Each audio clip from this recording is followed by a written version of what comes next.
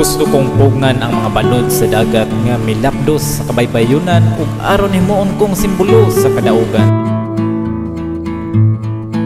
Ang mga dagkong balod nga milatos sa lapyahan nakalugan lamang sa akong kasub-anan. Kanus apaka mulurang ang kabangis sa panahon. Aron ipadayon ko ang pagsung sa balod nga maoy nakaingon sa akong kapakyasan. Ihanad ko na lakip ang tibuok kong kalag. Aron pinaagi laman ini madakpan ko ang labing idlas nga kay gayunan. Dugay ko nang ipangandoy nga makatakdo ang talikala natong duha. Aron andam kong isinggit sa tibuok kalibutan.